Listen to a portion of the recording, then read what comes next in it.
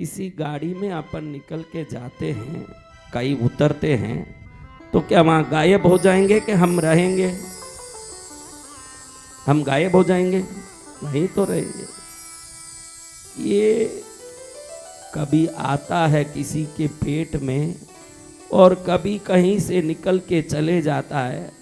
जो जन्म लेते समय हंसते हैं, देखो जन्म लेते समय सिर्फ जिसने जन्म लिया वो एक ही रोता है और पूरे परिवार आसपास के लोग हंसी खुशी मनाते हैं। लेकिन जब वो निकल जाता है तो जितने लोग उसके जन्म पर हंस रहे थे वो अज्ञानी होने के कारण अब रो रहे हैं। उनको मालूम नहीं है कि ये बस जो ले आया था पैसेंजर को, ये लेके भी जाएगा। ये बस ऐसे ही खड़े रहने वाला नहीं, ये ट्रेन ऐसे ही खड़े रहने वाला नहीं। ये पैसेंजर को लाता है तो लेके भी आएगा। कोई ऐसी गाड़ी हुई क्या खाली लाती है? क्या होता है बेटा? कोई ऐसी गाड़ी है जो लाती है लेके नहीं जाती है? तो आते समय जो आनंद मनाया, जाते समय भी आनंद मनाए, वही योगी है और कोई योगी नहीं। जैसे आए वैसे ही जाते समय खुशी खुशी जाओगे तो योगी बन जाओगे। योगी कौन? योगी, हाँ योगी।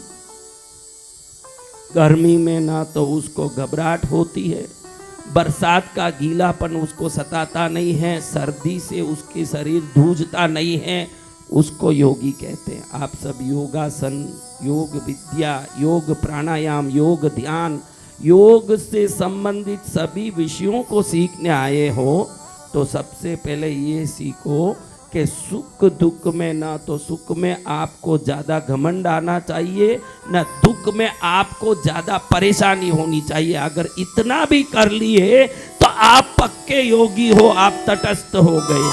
क्या हो गए हो? तटस्थ हो गए गुरु भगवान। हम क्या करते हैं, थोड़ा शुभ समाचार आए, फूले नहीं समाए, हाँ थोड़ा नुकसान हो गया धंधे में, तुरंत भगवान आपने क्या किया, आपको मैंने इतना दीपक किया, इतना धूप जलाई, इतने सारे आपकी मैंने भक्ति की, आपने क्या किया, मेरे साथ ये अन्याय कर दिया। और जब कुछ अच्छा हो जाता है तो आप ही सोचिए, जो व्यक्ति व्यापार में बढ़ गया, जो व्यक्ति काम में प्रमोशन पा गया, उस समय वो भगवान को याद करता है। अच्छे से सोचिए, भगवान को याद करता है कि मेरा मेहनत फलित हो गया, देखो मेरे कितने मेहनत है, वो मेहनत के कारण मैं आगे बढ़ गया। अब नुकसान होते ही जो भगवान को पकड़ता है मनुष्य, जैसे ही तरक्की होती है तो खुद के ऊपर उस श्रेय को लेता है कि नहीं? आप ही सोचिए, उस समय मूंछ मरोड़ के बोलता है मैं माणक चंद हूं। तो भगवान बोलते हैं भैया ये जो सुख दुख का खेल है, सुख में भी ईश्वर कोई सर्वम कृष्णार्पणम करता है। क्या करता है? सर्वम कृष्णार्पणम, सब भगवान को अर्पित है। मेरा सुख, मेरा दुख, मेरी परेशानियां, मेरी अच्छाइयां, मेरी बुराइयां, मेरे विकार, मेरे संस्कार, सब भगवान को अर्पित है। ये भाव जिसमें आ जाए वही योगी है। कौन है योगी? अपने सभी प्रकार के क्रियाकलाप को भगवान को अर्पित करोगे तो क्या होगा महाराज? अच्छे से सोचो। थोड़े दिन बाद गलत चीज अर्पित कर नहीं सकोगे। कोई गलती किया हो, मैं बोलूं हर क्रिया भगवान को अर्पित कर, अगर कोई खोटा करेगा तो तुझे विचार आएगा कि ये कैसे भगवान को अर्पित करूंगा, ये भगवान को अर्पित करने लायक नहीं है। हर क्रिया जो भगवान को अर्पित करता है, धीरे धीरे उसको क्या करनी चाहिए ये विवेक आ जाता है, क्योंकि गलत भगवान को हम अर्पित कर नहीं पाएंगे, स्वयं ही सुधर जाएंगे, हमारा जीवन सुधर जाएगा। गड़बड़ किया भाई, देखो मेरे बच्चे बैठे हैं छोटे छोटे आगे, उनके लिए कह रहा हूं, आप बूढ़ों के लिए नहीं कह रहा हूं, लेकिन इन बच्चों को कह रहा हूं कि इन बच्चे ने आज एक गरीब के लिए 2 रोटी दी। तुरंत मैंने कहा, वो याद आ गया कि गुरुदेव ने क्या कहा, हर क्रिया प्रभु को अर्पित करो। तुरंत जाके प्रभु के सामने घर में खड़ा हुआ कहता है, प्रभु आज मैंने जो दान किया उसको मैं आपको अर्पित करता हूँ, उस पुण्य को आपको अर्पित करता हूँ। हाँ? अभी यही बच्चा एक लड़की को लेटर लिख रहा है, हम बने तुम बने एक दूजे के लिए। क्या लिख रहा है? क्या लिखा? हम बने तुम बने। अभी ये प्रभु को अर्पित कर पाएगा?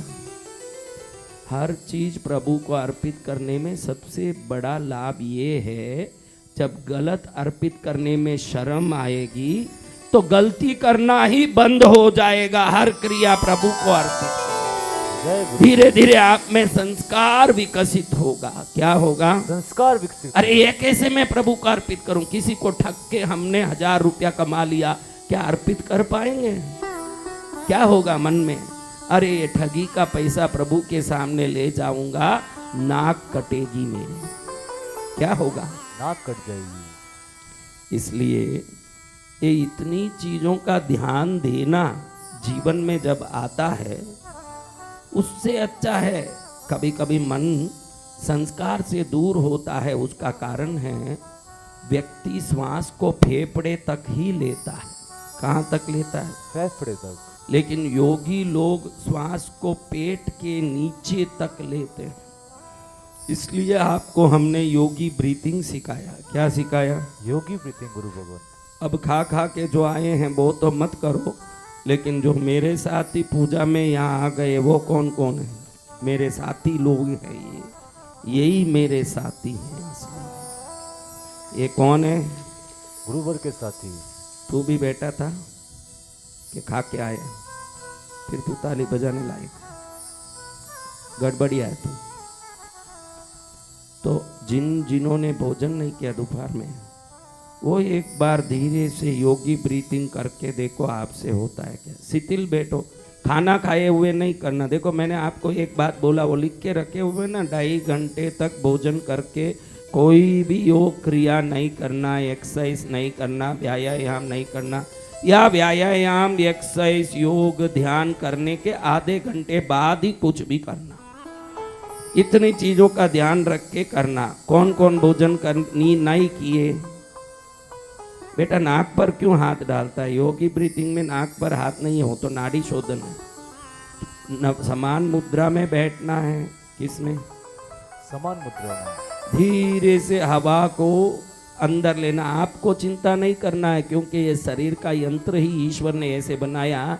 नाक में ऐसे बाल लगाए हैं कि वो हवा स्वयं फिल्टर होता है, बॉडी टेम्परेचर के हिसाब से खुद ही एडजस्ट करता है हवा को, और अंदर के फेफड़ों को भर के नीचे। पहले आपको पेट के नीचे के भाग को भरते भरते पहले पेट को भरना, फिर थोड़ा करके ऊपर छाती तक भरना, फिर गले तक भर के धीरे से वापस नाक से निकाल देना। योगी लोग देखो, मैं कल आपको बताया, कछुआ 1 मिनट में 4 श्वास ही लेता है।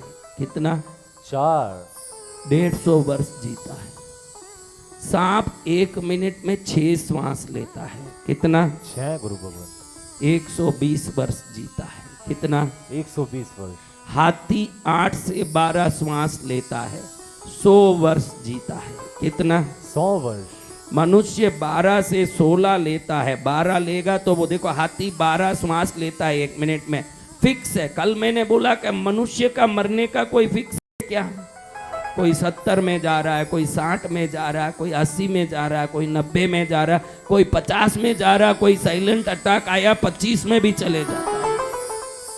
आप प्रकृति में किसी प्राणी को ऐसे असमय में जाते नहीं देख सकते, क्योंकि वो प्रकृति से जुड़े हुए हैं। देखो, हम पहले घरों में रहते थे, आज फ्लैटों में रहते हैं कि नहीं? बोलो। कल चूने वाले दीवार में रहते थे, आज सीमेंट वाले घरों में रहते हैं कि नहीं? तो क्या कबूतर भी, कौवा भी अब फ्लैटों में रहता है क्या? वो पिछले युग, उस पिछले युग में भी घोंसले में ही रहता था, आज भी घोंसले में रहता है। पहले हम रोटी सब्जी खाते थे, अब हम नूडल्स मैगी खाने लगे। कौवा भी आज मॉडर्न फूड खाने लगा क्या? कुत्ता, कौवा, हाथी, सर्प, बिल्ली, बिच्छू, संसार की कोई भी प्राणी देखो उठता भी उसी समय है। एक भी प्राणी को आप सूर्यास्त के बाद कहीं दाना चुगते नहीं देख सकते हो। एक भी प्राणी को नहीं देख सकते हो कि यहां वहां घूम रहा है। पंछियों के चहक से ही समझ सकते हैं कि सूर्यास्त होने वाला है, सब अपने घोंसले पर वापस लौट रहे हैं। पंछियों के चहक से ही समझ सकते हो कि सूर्य उदय हो गया, पंछी सब निकल के आ रहे हैं। लेकिन आपका क्या ठिकाना है वो बताइए, कोई टाइम? हाँ, कोई भी होटल देखो, आप ही देखो, आजकल नाइट होटल ज्यादा चल रहे हैं कि डे होटल ज्यादा चल रहे हैं, बताइए। हाँ, नाइट होटल गुरुदेव। आधी रात में खावे, वेटर आके पूछता है, मेनू देता है, क्या देता है? मेन्यू देता है। मेनू देते ही ये बोलता है 2 बटर नान लाओ। क्या लाना? 2 बटर नान लाओ। 2 बटर नान लाओ, मलाई कोफ्ता लाओ, पालक मटर लाओ, पनीर मेथी सब्जी लाओ। रात में बजी है 12:30। 12:30 को भूत प्रेत बेताल डाकन इनके टाइम है।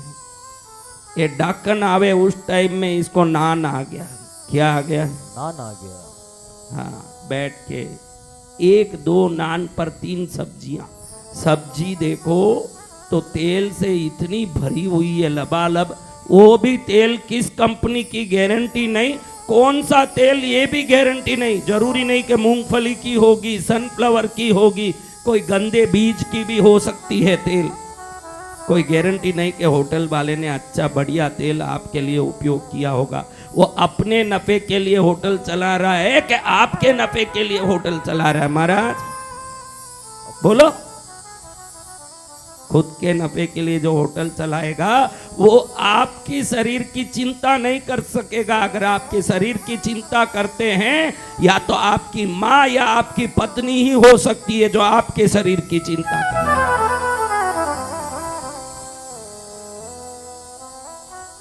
अब रात में ये मैदे का नान खाए सेठ, एकदम 12:30 बजे। उसके बाद भी दोस्तों के साथ बातें, घर में जाके सोए 2:30 बजी। कितने बजे? 2:30 बजे। फिर सुबह उठे देखते हैं कि 11 बजी है। कितनी? 11। पचवाड़े पर धूप आ गया है। 11 बज रही है, पचवाड़े पर धूप आए तब उठ के बैठ रहे हैं। समझना, आप कभी भी उठते हो और आपको आलस मरोड़ने को मन करता है तो आपको तामसिक तरंगों ने घेरा है। अगर आप सुबह उठते हो, उठते ही सीधा बैठ के ईश्वर के स्मरण में लगते हो तो समझना आप सात्विक तरंगों से घिरे हैं। आप सुबह उठते ही सोचते हो कि आज मुझे ये काम करना है, ये करने वाली काम आपके दिमाग में आ रही है तो समझना राजसिक तरंग आपके अंदर प्रवेश कर रहा है। ये जो आलोस मरोड़ते उठते हैं ना, उनके अंदर वो रात भर एकत्रित तामसिक तरंगें घुस के परेशान करे। वो आलस मरोड़ने के बाद भी उठ के बैठ नहीं पाता है, थोड़ी देर वहीं बैठा रहता है, फिर कभी यूं करे, फिर जाता है बाथरूम में। कहाँ जाता है? बाथरूम में। बाथरूम नहीं, लेटरिन। पहले तो देखो हमारे, आप ही सोचिए, आज शब्द बड़े शालीन हो गए हैं, शब्दों में सभ्यता बढ़ गई। एक जमाने में हम लोग बोलते थे संडास। क्या बोलते थे? संडास। बड़ा शर्म आता है लोगों को सुन के, फिर उन्होंने उसको ककूस कर दिया। क्या कर दिया? ककूस। फिर ककूस को ले जाके लेटरिन किया। एक ही जगह, भगवान जाने, कुत्ता न बदला, गाय न बदला, बदल गया इंसान। फिर संडास को कर दिया ककूस। वही जगह का नाम परिवर्तन हुआ, जैसे प्रयागराज हो गया है। क्या हो गया है? प्रयागराज। ए बेटा, वो इलाहाबाद का नाम क्या हो गया? हो गया ना, जगह बदला क्या? इलाहाबाद प्रयागराज हो गया, इलाहाबाद प्रयागराज हो जाए, लेकिन प्रयागराज जब नाम था उस समय जो लोग थे वो संस्कार के साथ आज भी लोग रहेंगे तो ही नाम बदला हुआ सार्थक है। नाम बदला दिया, अभी भी आतंकवादियों को गोली मार के समाप्त करना पड़ा। अभी थोड़े दिन पहले आपने देखा उधर शूट करके आदमी को खत्म किया, क्योंकि हम नाम बदला लिए, संस्कार नहीं बदला पाए। कितने गांवों के नाम बदल गए लेकिन हमारे संस्कार नहीं बदल पाए। एक जमाने में जब प्रयागराज उसका नाम रहा होगा, कैसे संस्कृत लोग वहां रहे होंगे। आज क्या ऐसे लोग हैं? तो हमको हमारे सिटियों के गांवों के नाम को जैसे प्राचीन करने की भावना हो रही है, हमारे संस्कारों को भी प्राचीन करने की भाव होनी चाहिए। अब देखिए, सुबह जाके जो पहले संडास बोलते थे, कक्कूस बोलते थे, फिर बोलने लगे लेट्रिन। क्या बोलने लगे? लेटरिन। महाराज जी ऐसे मत बोलो, अच्छा नहीं लगता, टॉयलेट बोलिए। देखिए, एक जगह के राम जाने कितने नाम बदले, लेकिन आज विकार इतना ऊपर आ गया है, 7-7 वर्ष की बच्चियों का बलात्कार कर दिया जाता है, जो पहले नहीं था। पहले ये होता नहीं था। 6-6, 7-7 वर्ष की बच्चियों के साथ बलात्कार हो रहा है। शब्दों को बदला के क्या करोगे महाराज? संस्कार को बदलना सीखो। कक्कूस हो गया संडास, संडास हो गया लेट्रिन, और लेट्रिन हो गया टॉयलेट। क्या हो गया? टॉयलेट। टॉयलेट से भी खत्म नहीं हुआ। टॉयलेट नहीं बोले, बाद में क्या बोलते बेटा? पहले टॉयलेट के बाद क्या आया? बाथरूम। वॉशरूम। बाथरूम। क्या बोले? टट्टी जावे तो भी बोले बाथरूम जाके आता हूं। सीधे से बोलना टॉयलेट जाऊं, फिर वो भी नहीं, आजकल बोले वॉशरूम। क्या रूम? वॉशरूम। खाली वॉश ही करता है कि कुछ निकालता भी है भाई? बिना काम वॉश किस लिए करेगा? जिसमें कोई पिछवाड़े में लगाई नहीं, उसका वॉश क्या होगा? बाद में हुआ वॉश। अब 4 दिन पहले ये लड़का बोला, तब मेरा दिमाग घूम गया। अब वॉशरूम भी नहीं बोले, फ्रेश होके आता हूं। हम लोग तो नहा के फ्रेश होते थे, पाउडर लगा के फ्रेश होते थे, अत्तर लगा के फ्रेश होते थे। देखो कलयुग जहां टट्टी जाके फ्रेश होता है आदमी। तो शब्द बदल लिए जा रहे हैं, संस्कार खराब होता जा रहा है। कैसे कैसे शब्द बदले जा रहे हैं महाराज? सोचो सोचो, संडास कक्कूस हुआ, टॉयलेट हुआ, लेट्रिन हुआ, बाथरूम हुआ, वॉशरूम हुआ, फ्रेश रूम हुआ। अभी क्या है? Fresh room. आप ही बोलो, उस गंदगी के रूम में घुस के किसी को फ्रेशनेस महसूस होगा क्या? जरूर जिसको उसमें घुस के फ्रेशनेस महसूस होता होगा वो कलयुगी ही होगा कि फ्रेश रूम में जा रहा हूं। उधर से कब निकले ये मन करे कि बैठे रहने मन करे। हाँ, और थोड़ी देर बैठूं, आनंद आ रहा है, हवा लूं यहाँ। वो क्या फ्रेश होने मैंने देखा एक जमाने में हमारे बूढ़े बुजुर्ग पार्क में जाते थे, पूछते दादाजी कहाँ जाए? थोड़ा हवा लेके फ्रेश होके आना बेटा, फ्रेश हवा लेके आऊं। बोलते थे हमारे दादा काका, भाई फ्रेश होने जाऊं, पार्क में जाऊं। अब देखो ये कलयुगी फ्रेश होने कहाँ जा रहे हैं? हाँ, अब उधर जाके बैठा ये तो रात में 2:30 बजे खाया हुआ कोई हजम होगा क्या? वो भी मैदा। क्या चीज? मैदा। देखो, 3 सफेद चीजों से अगर कोई बच जाए, कितनी चीजें? 3 सफेद चीज। और 1 काले चीज से अगर कोई बच जाए। क्या काला चीज? क्या सफेद चीज? 3 सफेद चीज से जो बच जाता है उसके जिंदगी में रोग नहीं आएगा, मेरी गारंटी है। और एक काली चीज से जो बच जाएगा उसको पाप नहीं आएगा, ये भी मेरी गारंटी है। ये क्या है बेटा? 3 सफेद चीज। एक है मैदा, वो मैदा ऐसा है जो गेहूं को कई बार बारीक करने से उसके जो ऊपर के परत निकल के अंदर का आटा मात्र रहता है। आज जितने सैकड़ों लोग यहाँ बैठे हो, मेरे गुरु की बात को मानोगे कि नहीं? तो मैं बोलता हूँ 15 साल पुराना कचरा भी आपके आंतड़ियों में लगा हुआ है। मैं बोलता हूँ, आप बोलोगे कि भाई मैं आज सुबह तो टट्टी जाके आया। अरे बेटा जाया होगा, लेकिन दूसरा समोसा खाता है, जो कचौड़ी खाता है, जो मैदे के पराठे खा रहा है, नॉन खा रहा है, ये जो अंदर आंतड़ियों में फंसता है, अगले दिन खाया हुआ तो ऊपर से ऊपर ही बाईपास से निकल जाता है। गांव की गलियों में तो वो मैदा चिपका हुआ है। जो मैदे से बचेगा वो व्याधि से बचेगा। दूसरा है सफेद नमक। ये भारत भूमि है, ये सफेद नमक सोडियम आयोडीन को मानता ही नहीं है। ये भूमि सेंधा नमक को मानता है। ये भारत की वो भूमि है, सनातन परंपरा। पृथ्वीराज चौहान का काल हो, राणा प्रताप सिंह का काल हो, रजवाड़े में भी सेंधा नमक ही चलता था। ये सफेद नमक को प्यूरिफिकेशन तो अंग्रेजियों ने किया है। ये अंग्रेजियों का शासन आया, नमक सफेद हो गया। मैदे से बचें। किससे? मैदे से। आजकल मैदे का चलन बहुत है।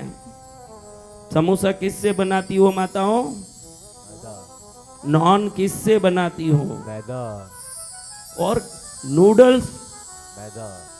कितने, वो सब आपके 15 साल पुराने कचरे पेट में फंसे हुए हैं। वही आपके दुख के कारण। आप बोलो दुख और मैदे का क्या संबंध? अगर आंतड़ियों में कोई चीज फंसा हुआ है तो वो फंसा हुआ हर दम अंदर से विषैला गैस निकालता है। वो गैस दिमाग को जाके टकराता है।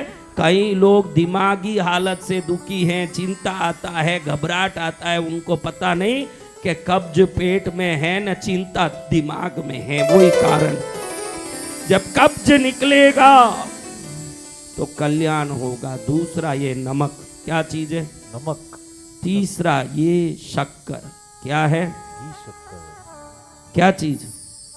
शक्कर गुरुजी। हाँ, जो बूरा शक्कर खाएगा, बूरा शक्कर, ब्राउन शुगर, वो मादक ब्राउन शुगर नहीं कह रहा हूँ, वो एक ब्राउन शुगर भी है जो अफीम गंजा में आता है, वो ब्राउन शुगर नहीं कह रहा हूँ।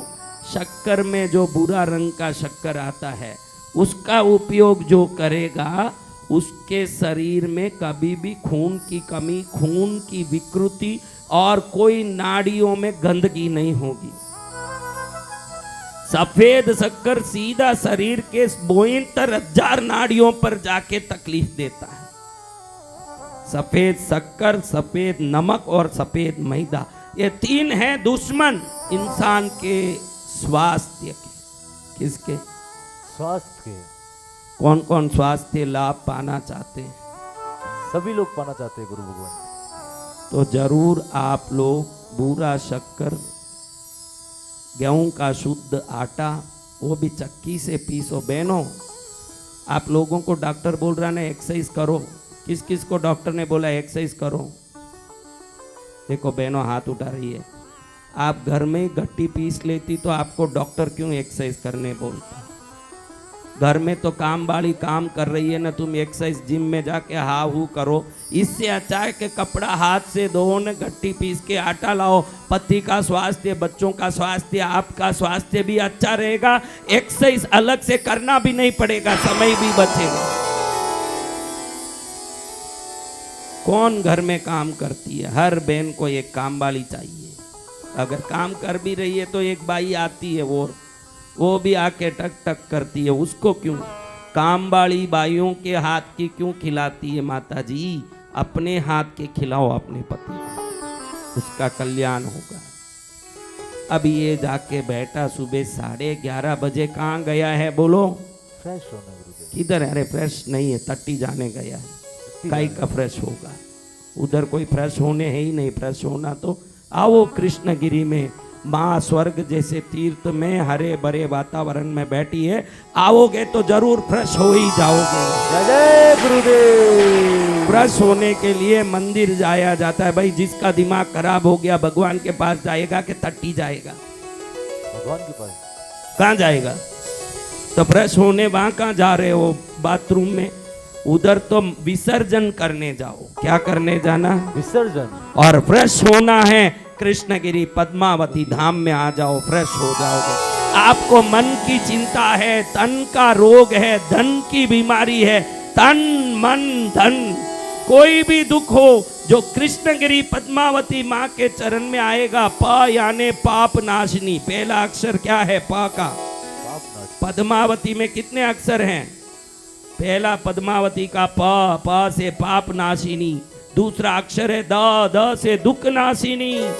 तीसरा अक्षर है माँ से मान बढ़ाने वाली। चौथा अक्षर है पद्मावती। चौथा अक्षर है व से व्याधि मिटाने वाली।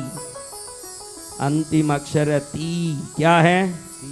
ती से कृष्णगिरी तीर्थ का दर्शन कराने वाली माँ। अभी सुबह बैठा है, जाके 11:30 बजे विसर्जित करने के लिए। एक होता है गणेश विसर्जन, एक होता है दुर्गा विसर्जन। दुर्गा विसर्जन नवरात्रि में होता है, गणेश विसर्जन चतुर्थी के बाद जो पूनम आएगा वहां तक होता है। लेकिन ये विसर्जन 365 दिन होता रहता है ये विसर्जन। अब इस विसर्जन में जाके बेटा कितना ही जोर मारे, आपको बार लगे कि कोई बिस्मिल्लाह खान सेनाई बजा रहा है, बनारस वाला। वो तो चले गए बेचारे, लेकिन बिस्मिल्लाह खान सेनाई बजे ऐसे नहीं रे बेटा, वो तो असली सेनाई, इनकी सेनाई।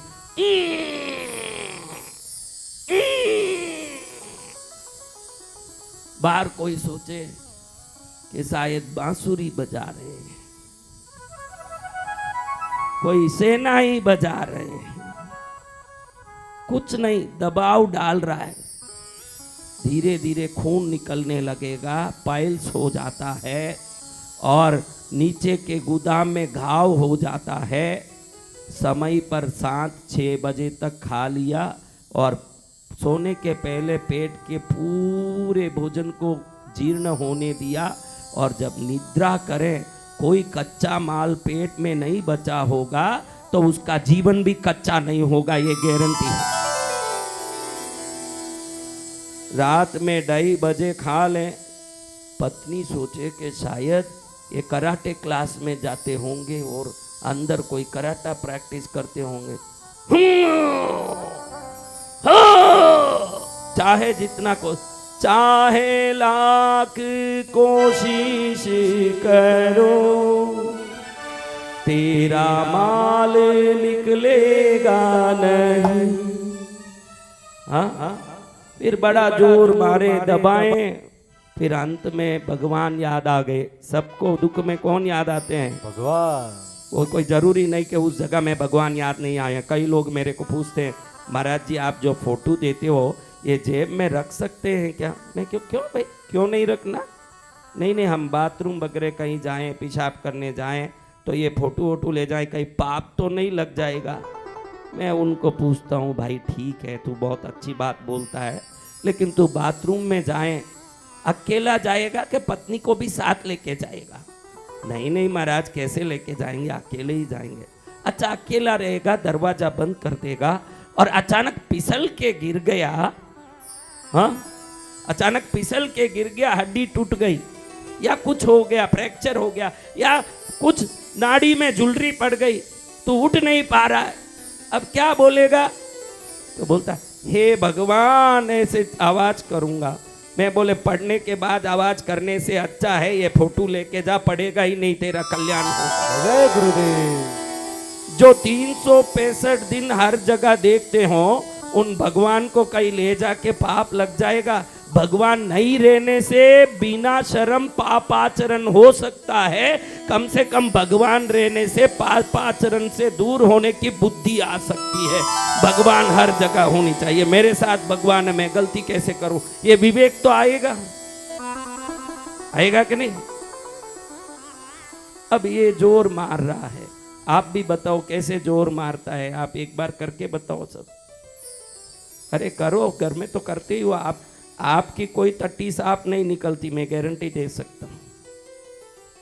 सफाई टट्टी वाले कोई नहीं हो, शादियों में जाते हो, मैं आप लोगों को जो शादियों में जाते हो आपको एक सवाल करना चाहता हूँ, करूँ क्या?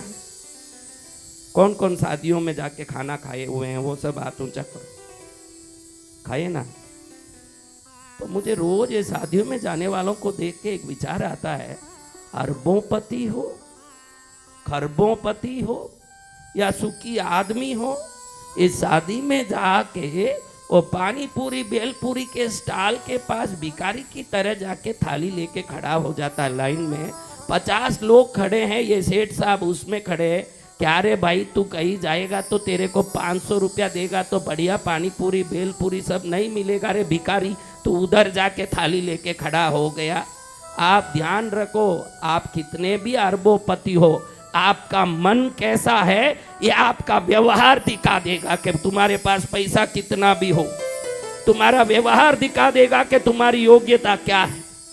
उधर जाके ऐसे खड़े खड़े, भैया वो जलजीरा वाला पानी है क्या, वो पाइनएप्पल वाला पानी भी है क्या? अरे तेरी पत्नी को बोल, उसका बाप पानी पूरी बना के दे देगी, तू यहाँ आके कई लिए भीख मांग रहा है। जैसे शादी, आप ही बोलो, ये शादी के घर के भोजन करने के लिए जाने वालों की संख्या है कि नहीं? ऐसे कवर पकड़ाएगा जैसे उसमें 11,000 है। कवर खोल के वो शादी वाले का बाप सिर फोड़ता है कि 100 रुपया अंदर रख दिया ना, 500 का माल ठोक के जा रहे हैं। हाँ, तो अब ऐसे दबाव मारे, कैसे आवाज करता बता रहे बेटा? हाँ, ये एक ही किया, कोई नहीं किए। माइक है इसलिए नहीं कर रहा है, अनुभव है इसलिए करता है। हाँ, ऐसे जोर करें, फिर अंत में कौन याद आए? मैंने बोला कौन याद आए? हे भगवान, या तो मेरा प्राण निकाल दे या तो ये रात में खाया हुआ नान निकाल दे, दो में एक निकाल। तो महाराज, अगर आप योग साधना शिविर में आए हो तो आपका अन्नपान की व्यवस्था का भी आपको चिंतन करना पड़ेगा और समय का भी ध्यान रखना पड़ेगा। असमय में खाओगे, ये प्रकृति है। देखो, मैंने बोला सतयुग हो कि त्रेता युग हो कि द्वापर युग हो कि कलयुग हो, आज भी कौवे जैसे सुबह उठते हैं, दाना चुगते हैं, शाम को अपने अपने घोंसले में पहुंचते हैं, वो आपको संदेश देते हैं कि समय बदलेगा तो शरीर बदल जाएगा। ध्यान रखना, समय नहीं बदलना। बराबर जिस समय सुबह नाश्ता करना 9 बजे पहले कर देना, 1 बजे पहले दोपहर का भोजन हो जाए, 6:30 बजे 7 बजे पहले शाम का भोजन समाप्त हो जाए। आपके पेट को थोड़ा समय मिल जाता है तो वो सब चीज़ों को पहले पचा के व्यवस्थित कर लेता है। सुबह हल्का पेट महसूस करोगे ना, रात में नींद भी बहुत आनंद से आएगा। एकदम आप खाना खाते हो और हमारे पास आके बोलते हो कि महाराज नींद ही नहीं आती है, आशीर्वाद दो। इसके लिए किस आशीर्वाद की जरूरत है भाई? जब तू रात में 12 बजे खा के सोएगा, तू सोने की कोशिश करेगा तो भी तेरा खाया हुआ खाने को पचाने के लिए शरीर काम करेगा। जब तक शरीर काम करता है, मन विश्राम नहीं कर सकता ना। मन विश्राम नहीं करता है तो नींद नहीं आएगी।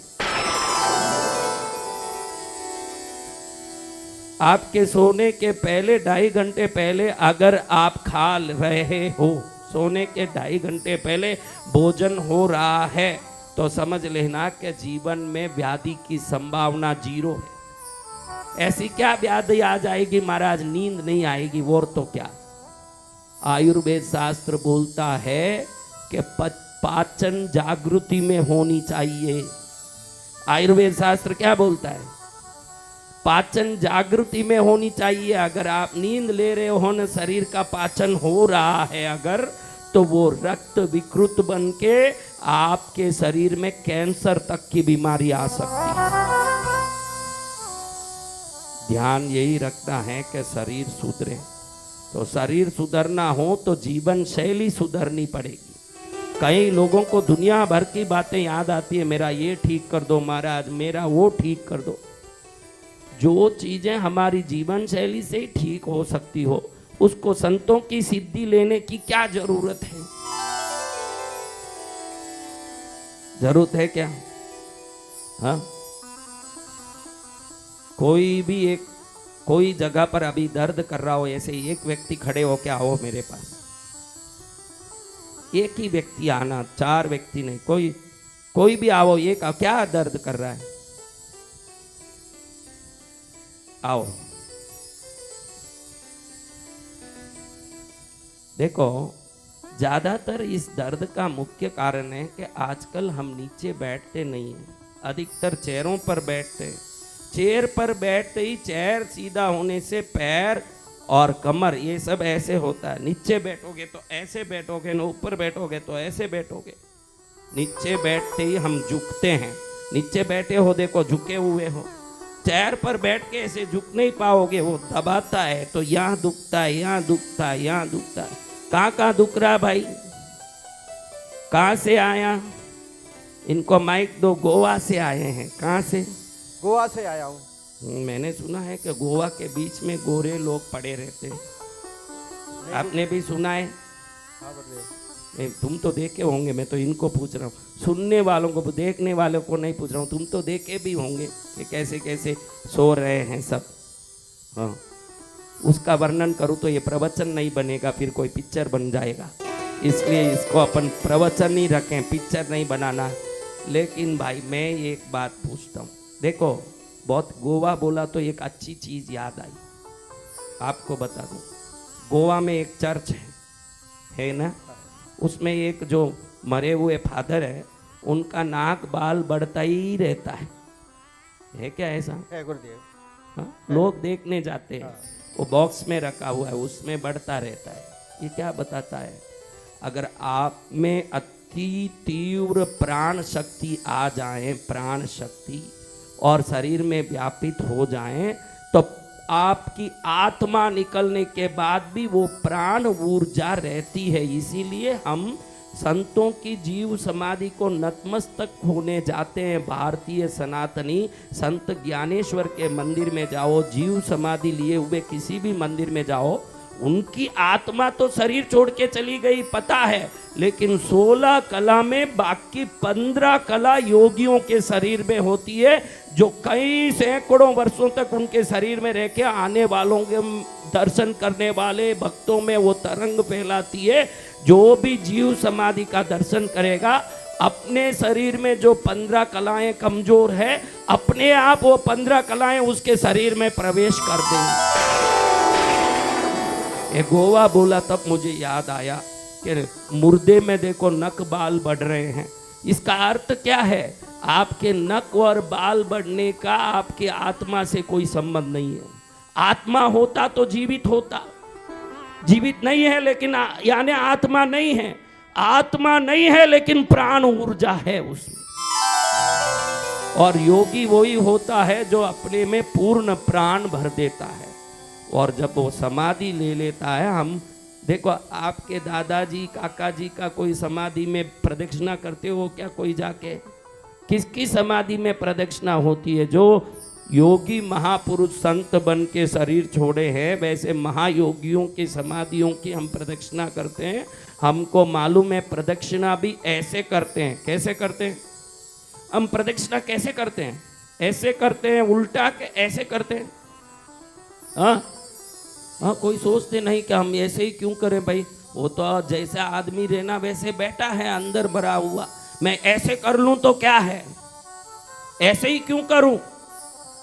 हमारी सूर्य नाड़ी इस तरफ है, जीवनी तरफ, और सूर्य नाड़ी में तरंग घुसेगी तो आपका पौरुष बल और शक्ति बढ़ेगा। चंद्र नाड़ी में घुसेगी तो चंद्र की तरह ठंडा पड़ जाओगे, सूर्य में घुसेगी तो सूर्य की तरह प्रकाशित हो जाओगे। तो हमारे सनातन प्राचीन परंपरा प्रदक्षिणा को ऐसे रखा है, आप मुड़ो घूमो कुछ भी करो, इस तरफ नाक है उसी तरफ प्रदक्षिणा करते हो तो पूरी तरंगें इस तरफ उतरती है और आपके शरीर को बलवान बना देती है प्रदक्षिणा।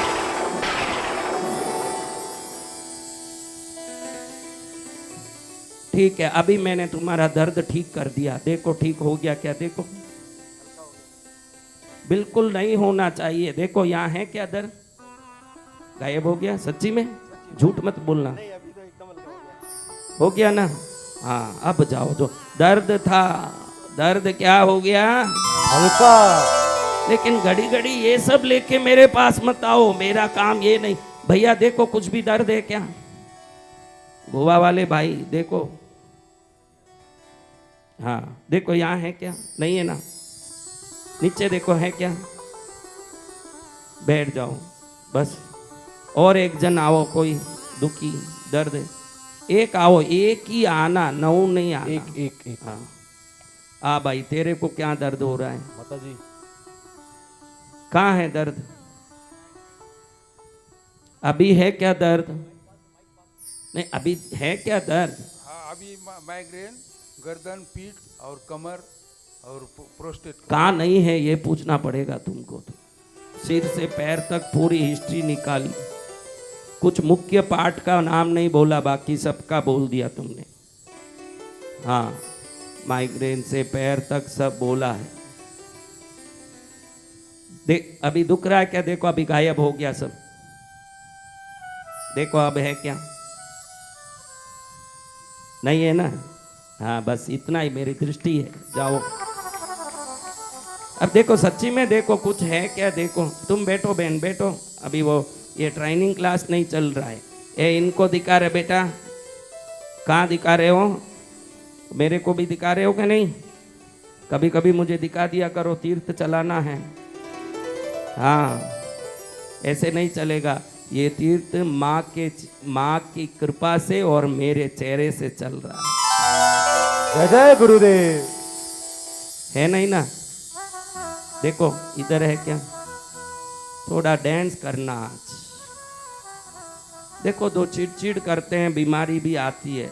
आप लोगों को मैं दिल से बोलता हूँ, कभी कभी हफ्ते में एक बार तो भी कोई अच्छा भजन, मनपसंद भजन डाल के 15 मिनट नाच लिया करो। शरीर को व्यायाम भी हो जाएगा और भजन की भक्ति भी हो जाएगी, दो काम। वो पागल है जो डिस्को में नाचने जाता है। किधर? इसको मैं माइक दे, माइक। कहाँ से आए? वो तो गोवा से आया। महाराष्ट्र, अहमदनगर। अहमदनगर, वाह वाह, बहुत बढ़िया है। आए तब क्या क्या बीमारी थी? ये सब तकलीफें थी। माइग्रेन, हाँ गर्दन, गर्दन, पीठ, कमर, पेट, हाँ पैर, सब ठीक हो गया। बिल्कुल। हाँ अभी 1 महीना इधर आऊंगा। वाह, जाओ बैठिए। माइक दे के जाना, बेचारा तड़पेगा बिना माइक। माइक दे के जाओ। महाराष्ट्र अहमदनगर से आया। और कोई एक आओ, कोई एक आना, 9-10 नहीं। आओ भाई तुम आओ। सामने ही बैठे हो, कैसे नहीं आओ? क्या ही चलता है? तुमको क्या क्या दुखता है? स्पाइनल क्या डैमेज है? डैमेज है? हाँ क्या डैमेज? ये मेरा बैक पीछे नहीं हटता, घूमना ही होता है, साइड में कुछ नहीं देख पाया। अभी घुमा दूं तो? नहीं अभी घुमा दूं तो क्या? नहीं नहीं तुम ऐसे मुड़ नहीं पाते हो, ये बोल रहे हो ना? अभी तुमको मुड़ा दूं तो क्या करोगे? वो बोलो, पहले मेरे लिए कुछ उपहार बताओ। पूरे संसारी फोगटियों की आ जाएगी तो कोई तो एक आएगा जो कुछ करेगा। तकलीफ है मेरे। हाँ मैंने सबको बोला कि तुमने जीवन में कभी नाचा नहीं है, इसलिए ये सब दुख आया है। अभी घर जाके हर दिन एक बार मीरा का भजन डाल के, क्या मोहे आई न जग से ला, मैं इतना जोर से नाचूं आज के घुंघरू टूट गए, के घुंघरू टूट गए, के घुंघरू टूट गए, के घुंघरू टूट गए। हाँ मैं सबको कहता हूँ कि हमारे शरीर को व्यायाम की जरूरत है। जो व्यायाम नहीं करेगा वह हाय हाय राम करेगा। क्या करेगा? जो व्यायाम नहीं करेगा वो हाय हाय राम करता रहेगा। इसलिए महाराज ओम शक्ति भवतु स्वाहा। देखो अब बीमारी है क्या? हाँ, अब कैसे मोड़ रहे हो? अब पूरा मोड़ लोगे 2 मिनट में। माइक उसको दे दो। देखो पीठ में दर्द है क्या? पीछे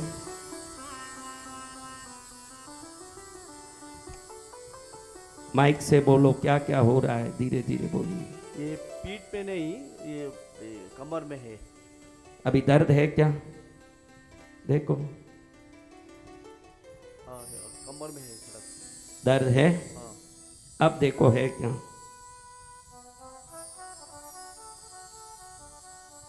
स्लिप हो गई। हाँ जाओ। अगर तुम में दर्द होगा तो मैं कैसा साधक भाई। बोल सतगुरु भगवान की जय। कहाँ से आए ये भाई? ये पूछा ही नहीं तूने बेटा। अभी थोड़ी देर बैठो, बीच बीच में नहीं आना। अभी तुम आए तो तुमसे डांस कराऊंगा मैं। आप कहाँ से आए? भुवनेश्वर में जगन्नाथ जी है। देखा इस बार मोदी जी ने भी जैसे ही शाम को रिजल्ट आया जय जगन्नाथ बोला। क्या बोला? क्योंकि जगन्नाथ को जो पकड़ता है वो भी जगत का नाथ बन जाता है। तो हम कई वर्षों से जगन्नाथ में कार्यक्रम करने का सोचते हैं। इस बार भी मेरे बेटे को भेजा था मैंने, वहाँ जाके वो स्थान भी तय करके आया। लेकिन माँ ने बोला कि ये भाई अयोध्या में प्रतिष्ठा हो रहा है, इस दिवाली में जगन्नाथ में नहीं, इस दिवाली में अयोध्या में कार्यक्रम कर ले। मैं अगली बार तुझे जगन्नाथ जाने की अनुमति दूंगी। फिर मैंने इस बार अयोध्या में माँ के कहने से किया। विधायक को बुलाया था, मैं कैसे करेंगे, अरेंज करेंगे, बाबा का प्रसार करेंगे, मैं भी बोल दिया था। बिल्कुल बाबा को आपके अनुमति होगा। सहयोग से सब काम सिद्ध होगा, मुझे विश्वास है। अभी ये बाबा को क्यों लाए? क्यों बाबा, क्या है? पाव क्या है? क्या उम्र है बाबा? 70। अब मैं आपको पूछूं एक बात, इनको तो ठीक करूंगा, ये अलग बात, वो अपनी आदान प्रदान दया की बात है। लेकिन मैं कई बार सोचता हूं कि भगवत कृपा सबको ठीक कर दी तो मसान में कौन जाएगा? नहीं, ये सवाल उठता है। क्योंकि समय आएगी, नियति है। और तंदुरुस्त कैसे जा सकते हैं? देखो, जाने के लिए ही सिग्नल जो आता है वही बीमारियां। बीमारी क्या है? जाने का सिग्नल। 2 प्रकार की बीमारी है। ये हमारी जीवन शैली की कमी के कारण आने वाली बीमारी, वो तो जीवन शैली ठीक होते ही वो भी ठीक हो जाएगी। लेकिन जो जाने के लिए बुढ़ापे से जो बीमारी आती है, उन सबको ठीक करोगे तो धरती में जगह नहीं रहेगी। कहां से आए बाबा? महाराष्ट्र में। कहाँ महाराष्ट्र में? बारसी। बारसी। बारसी। चलो, आपका कब से तकलीफ है? लई दिन ये तकलीफ कब से है? 4-3 हो गए। 3-4 वर्ष? नहीं वर्ष नहीं, महीने महीने। मेरे को इतना समझ नहीं चार- पड़ता। 4 महीने से। 4 महीना हाँ। बस? आपका नाम क्या है? विष्णु। अभी कहाँ आए आप लोग? कहाँ आए हो? ऐसे ही आए? घूमने आए थे? नहीं नहीं, इधर ही आए, कार्यक्रम में आए। शिविर में? आप शिविर में हो क्या? हाँ, आज आए। आज ही आए? दर्शन के लिए आए? हाँ। क्योंकि ये शिविर तो कभी की चल रही है। चलो बाबा, मैंने ठीक कर दिया। देखो अब दर्द है क्या? देखो अब नहीं होगा दर्द। देखो बाबा, है क्या दर्द?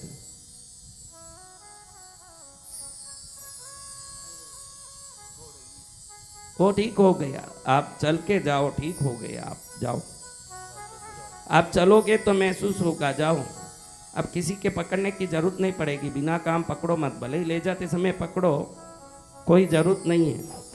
वो डर के मारे पकड़े तो अलग बात। देखो अब दर्द है क्या बाबा?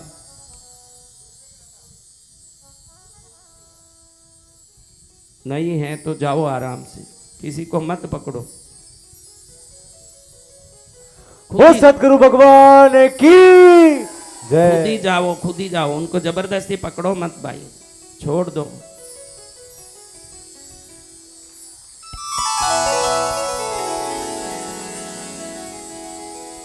जबरदस्ती मत पकड़ो, छोड़ दो, वो जाएंगे और एकदम ठीक हो जाएंगे वो। जय ये जय गुरुदेव। आदमी को बीमारी कम सताती है महाराज, डर ज्यादा सताता है। क्या होता है? डर। मेंटली। और क्या है, बिल्डिंग भी बड़ा है ना, तो 2 पिलर उसको झेल नहीं पा रहा है। आप लोग अपने बिल्डिंग पर भी ध्यान देना, ये दर्द का चक्कर नहीं है।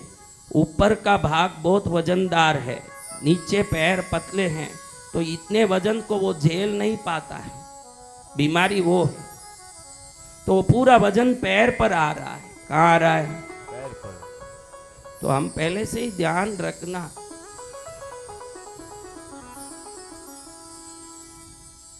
थोड़े दिन में ये हॉस्पिटल न हो जाए, माँ तुझे प्रणाम करो, मेरा ध्यान रखना। कहीं हॉस्पिटल हो गया तो बेटा तेरे को कहीं दर्द है क्या? जवानी में दर्द दूसरे टाइप की होती है, वो मैं जानता हूँ। अभी शरीर में तो दर्द नहीं होगा। हाँ, आप पुराना पिक्चर ही आया था, मैं कई बार सोचा कि ये क्या पिक्चर है भाई, इसमें आप ही सोचो। अपन ज़्यादा दौड़ते हैं तो पैर दुखता है कि नहीं? ज़्यादा किसी चीज़ को देखते ही रहें, सिर दुखने लगता है बहुत देर तक बैठ के। भूखे रहें ज़्यादा तो भी सिर दुखता है क्या बेटा? बहुत भूखे रहें तो पेट पे कुछ मांगता है। ज़्यादा काम किया, ये बेटा तुझे ही बोल रहा हूँ, तू वहाँ कहाँ देख रहा, सुन मेरी बात। ज़्यादा काम किया तो हाथ दुखता है। बचपन में मैंने देखा कि भाई, बचपन की बात, अभी तो साधु बन गए, बोलना नहीं चाहिए, लेकिन आपको बताता हूँ कि दर्द भी कई टाइप के होते हैं। ऐसा नहीं कि शरीर का दर्द होता है, बुढ़ापा आता है शरीर का दर्द होता है। उसको देखा मैं, कई पोस्टर लगा था, मैंने पढ़ा दिल दिया दर्द लिया। मैं कि भाई दिल निकाल के दिया होगा, ये हाथ से काम किया होता, हाथ का दर्द होता, पैर से काम करता, पैर से दर्द हुआ। अब दिल कहाँ से दिया? क्योंकि निकाल के देने से तो प्राण निकल जाएगा। क्या बेटा, कोई डर नहीं है ना? ताली बजाओ, अच्छे सेवा करता है। सच में बोलता हूँ कि आज के युवाओं में ये इस बच्चे जैसे विवेक आ जाए। कई वर्षों से सेवा कर रहा है, कभी कोई मोबाइल उपयोग करना नहीं, कभी कोई किसी से बातचीत नहीं। यहाँ कौन आए उनका क्या लेना देना, कोई लेना देना नहीं। बस उसको एक ही मालूम है कि गुरुदेव की मुझे सेवा करनी। ये भले ही बिन बोले निकल जाएगा, बच्ची मेरी बिन बोले निकल जाएगी, बच्चा मेरा बिन बोले निकल जाएगा, अंत तक यही सेवा करता। भाई मैं सोऊं तभी देखता है कि अब सो रहे हैं 2 बजे रात में, 2:30 बजे फिर जाता है। सेवा के लिए इसको जन्म दिया भगवान ने। किस लिए? सेवा के लिए गुरुदेव। शरीर भी देखो, उठ, शरीर सेवा शरीर दिख रहा है कि नहीं? मेवा शरीर कैसे होता है बताता हूँ आपको। ये सेवा शरीर है। क्या है? सेवा शरीर। ये उठ रहे, ये देखिए मेवा शरीर है। आप देख के समझ लोगे कि सेवा और मेवे के शरीर में क्या फर्क होता है। ये मेवा टाइप का शरीर है, इनको मेवा मिल रहा है, इनको सेवा।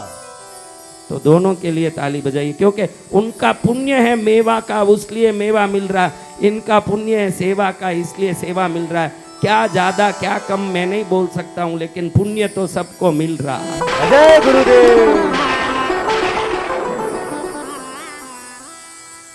हम कई प्रकार के विभिन्न प्रकार के प्रशिक्षण लेते हम चल रहे हैं। आपने पहले नाड़ी शोधन सीखा है, सही है? नाड़ी शोधन में मैंने बताया कि कोई भी संसार का व्यक्ति नाड़ी शोधन करता हो, पहले हमारे अंदर रही हुई वायु की शुद्धि के लिए एक बार कितनी बार? एक बार हमको लेफ्ट नोज से हवा बाहर निकाल देना चाहिए। किससे? Left nose. बायां, सही है ना? बायां। हाँ, मैं दायां बायां में मुझे कम आता है। बायां ही बोलते हैं ना लेफ्ट को भाई। हाँ, फिर आपको सदा सिर्फ पृथ्वी की उंगली, पृथ्वी तत्व की उंगली और अग्नि तत्व की उंगली, बाकी जल तत्व में जाना नहीं है, सर्दी लगेगा। वायु तत्व को दबा के रखना है ताकि जितने भी पेट में गैस है उसको अलग वायु मुद्रा करके निकालने की जरूरत नहीं, नाड़ी शोधन में ही निकल जाएगा। तीसरा मैंने बताया आपको कि ये आकाश तत्व को नजदीक नहीं लाना, इसको दबाओगे और आकाश तत्व ज्यादा हुआ तो बिना काम के विचार आपको सताएंगे। समझ रहे हो? तो आपको मैंने बताया 2 ही उंगली से नाड़ी शोधन करना। कौन सी उंगली? 2 ही उंगली से। और कभी भी आप अगर कोई भी प्रकार से बगैर कोई नाक दबाए प्राणायाम करते हो तो या तो प्राणायाम में हवा भेज रहे हो बाहर, उस समय नाक को फुलाना नहीं। क्या नहीं करना? फुला। कई लोगों को ऐसा है कि हवा भर लिया, फिर ये छेद जैसे हैं वैसे ही रहना, ना ऐसे बढ़ाना, ना कई लोग ऐसे, दोनों नहीं, एकदम नॉर्मली जैसे आप बैठ के श्वास को ले रहे हो।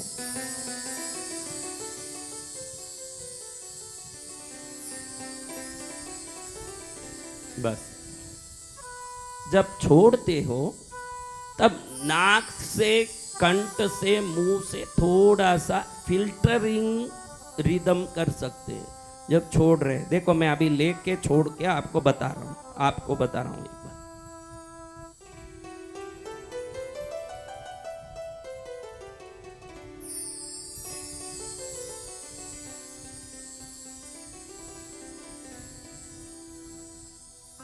वापस बताता हूं, पेट बताता हूं।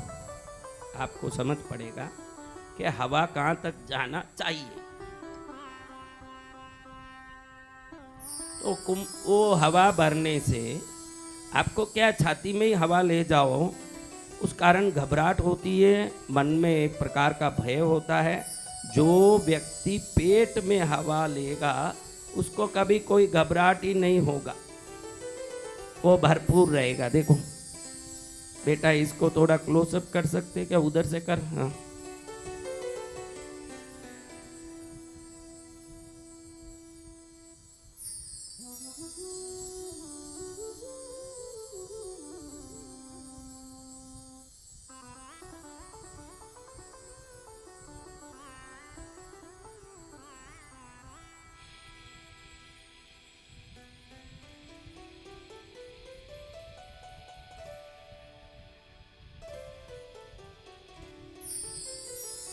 समझ पड़ रहा? मैं चुप के थोड़ा सा बताया आपको। हाँ, एकदम फिल्टरिंग। पेट दिखा आपको? आवाज समझ आया? लेते समय बिल्कुल पंख भी रखें तो हिलना नहीं चाहिए, पंख भी रखें। छोड़ते समय ऐसा ही, ऐसा नहीं ऐसा या गड़गड़ कुछ नहीं। देखो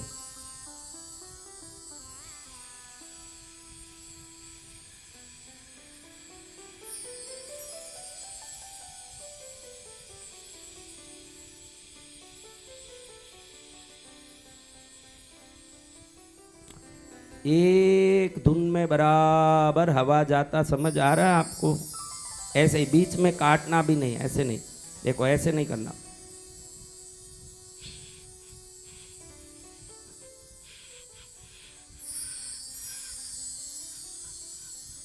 ये सब विकृत हवा है, ये विकृति है, ऐसा नहीं होगा। एकदम सटीक सीधा हवा, कंठ से आवाज नहीं करना, कंठ से कंठ का उपयोग ही नहीं होगा, हवा खुद ही आवाज करेगा।